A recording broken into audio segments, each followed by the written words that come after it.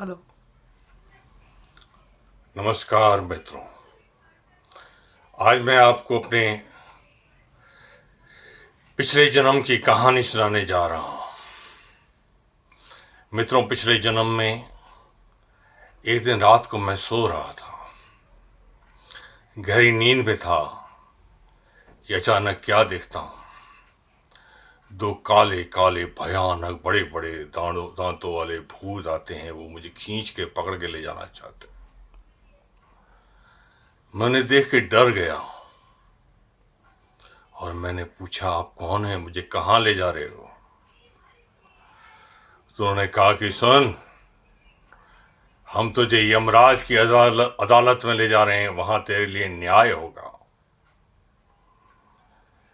मैंने कहा, यमराज की अदालत में तो मरने के बाद ले जाते हैं, तो मुझे क्यों ले जा रहे हो? तो उन्होंने मुझे नीचे जमीन पर मेरी पिछले जन्म का शव बॉडी दिखा दी। अब वो मुझे पकड़ के ले जाने लगे तो मैं सोचने लगा थोड़ी देर के बाद कि यमराज मेरे साथ क्या करेगा, कैसे वो मेरा न्याय करेगा। मैंने तो सारे पाप जो भी किए हैं अकेले में छुप के किए हैं। यमराज को उसे मालूम कैसे पड़ेगा, वो न्याय कैसे कर पाएगा? ये सोच के मैं मन ही मन मुस्कुराने लगा। मुझे मुस्कुराता देख करके उनसे सहा नहीं गया और वो जोर से ठहाका मार के हंसने लगे और मुझे यमराज की अदालत में पहुंचा दिया गया। काला घना अंधेरा, जहां मैं सिर्फ अकेला था और सामने लोहे के आसन पर बैठा हुआ लाल लाल आंखों वाला भयानक यमराज बैठा था, जिसे देखते ही डर लग रहा था। उसने कहा, इसके पुण्य और पाप बताओ। मैं हंसने लगा, मेरे आसपास तो कोई नहीं है, ये आदमी पागल तो नहीं हो गया? किससे पूछ रहा है? कौन इसे बताएगा मेरे कर्मों के बारे में? अचानक मैंने क्या देखा, मेरे शरीर से ही मेरे ही जैसे 5 तत्व बाहर होके प्रकट हो गए। आकाश तत्व पुरुष, वायु तत्व पुरुष, अग्नि तत्व पुरुष, जल तत्व पुरुष और पृथ्वी तत्व पुरुष। इन सब ने मिलकर के मेरे सारे कर्मों की पोल यमराज के सामने खोल दी। मैंने जो अच्छे और बुरे कर्म किए थे, तो पहले इन्होंने मेरे सारे बुरे कर्म यमराज को सुना दिए। मेरे दुष्कर्मों को सुन करके यमराज के क्रोध की कोई सीमा नहीं रही और क्रोध में आग बुबला होकर के उसने एकदम से सजा सुना दी कि इस दुष्ट को गधा बना दिया जाए।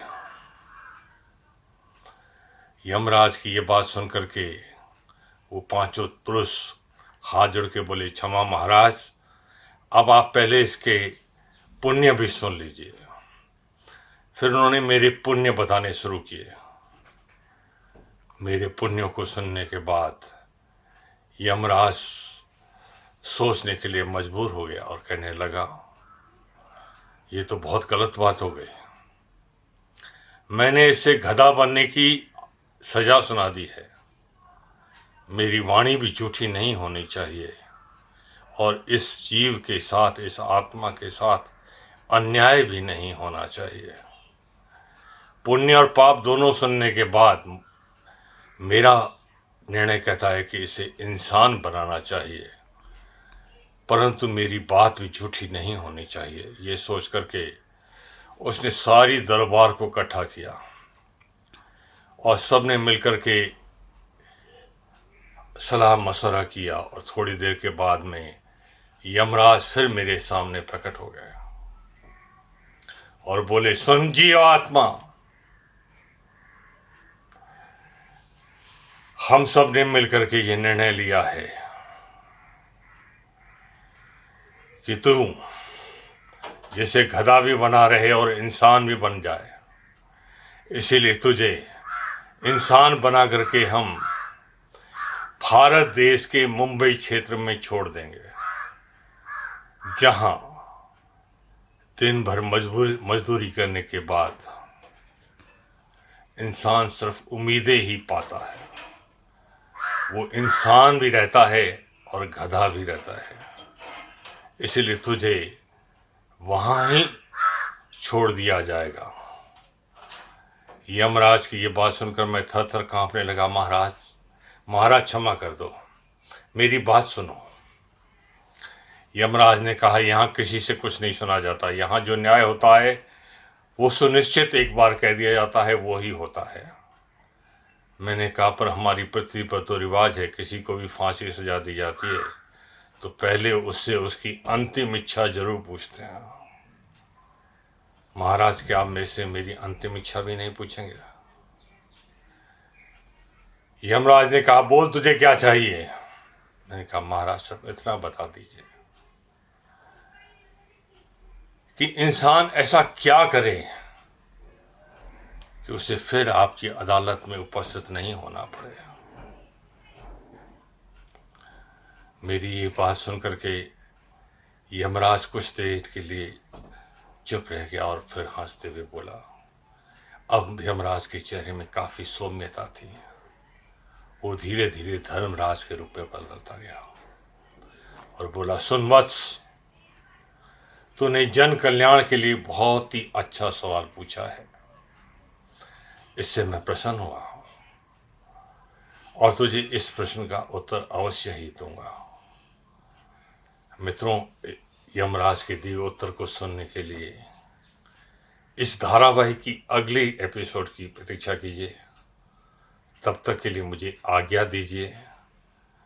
और यदि आपको हमारा ये प्रयास सही लगा हो तो अवश्य ही इसे सब्सक्राइब भी कीजिए, लाइक भी कीजिए और शेयर भी कीजिए। मेरी ये पिछले जन्म की कहानी आपको बहुत कुछ चीज़ें बताती चली जाएगी, क्योंकि इसमें जवाब देने वाले स्वयं भगवान धर्मराज हैं और पूछ रहा है एक जीवात्मा। तो जीवात्मा और धर्मराज के बीच के संवाद को अवश्य सुनिएगा और तब तक के लिए मुझे आज्ञा दीजिएगा। धन्यवाद।